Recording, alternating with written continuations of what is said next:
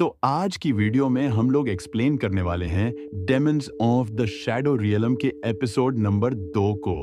और भाई, पिछले एपिसोड में जो विलेज के अंदर हुआ था उसने पूरी कहानी बदल दी थी, लेकिन इस बार चीजें और भी ज्यादा खतरनाक होने वाली हैं। एपिसोड की शुरुआत होती है यूरू से, जो लेफ्ट और राइट को देखकर पूरी तरह हैरान रह जाता है, क्योंकि ये दोनों कोई मामूली डीमंस नहीं बल्कि पूरे विलेज के गार्डियंस हैं। और अब वो दोनों यूरू को अपना नया मास्टर मान चुके हैं। तभी डेरा उन्हें समझाता है कि अभी वहां रुकना बहुत खतरनाक है, क्योंकि कुछ लोग उनके पीछे पड़े हुए हैं।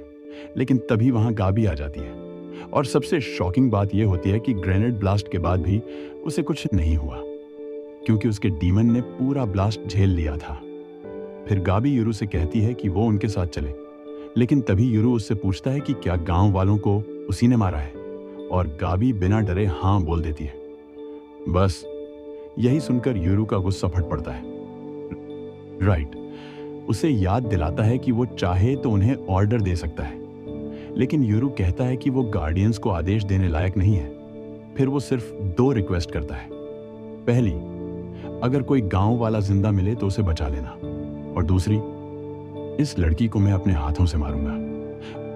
उधर आशा ग्रैनी को धमकी देकर वहां से चली जाती है, जबकि दूसरी तरफ लेफ्ट और गाबी का डीमन आपस में लड़ने लगते हैं। तभी मौका देखकर यूरू गाबी के पैर में तीर मार देता है ताकि वो भाग ना सके, लेकिन गाबी का डीमन उसे लेकर उड़ जाता है और यूरू तुरंत उसका पीछा करने निकल पड़ता है। दूसरी तरफ राइट गांव वालों को बचा रहा होता है, लेकिन मजेदार बात यह है कि नॉर्मल लोग डीमंस को देख नहीं सकते। इसलिए जब बच्चे राइट को देखते हैं तो डर के मारे बेहोश हो जाते हैं, और तभी एंट्री होती है आशा की। वो सीधे राइट पर हमला कर देती है, लेकिन असली ट्विस्ट तब आता है जब वो खुद को यूरू की असली छोटी बहन बताती है।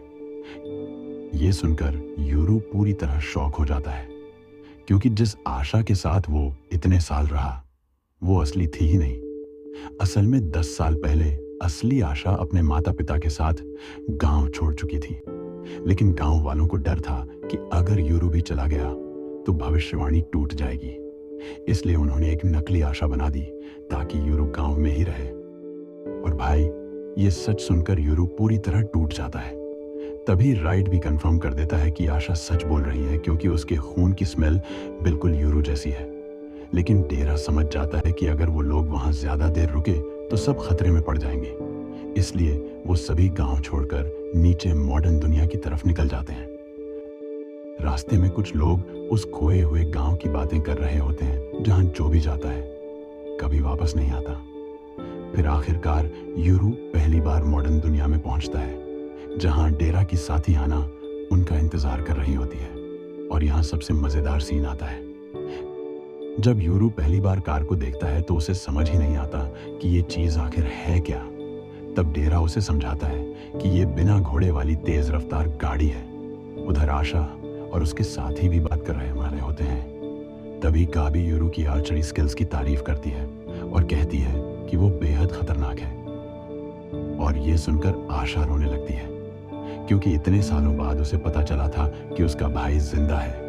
एपिसोड के आखिर में हमें पता चलता है कि लेफ्ट और राइट कोई आम डीमंस नहीं, बल्कि गॉड क्लास बीइंग्स हैं, जिन्हें 400 साल बाद नया मास्टर मिला है। और अब कहानी गांव से निकलकर पूरी मॉडर्न दुनिया में पहुंच चुकी है।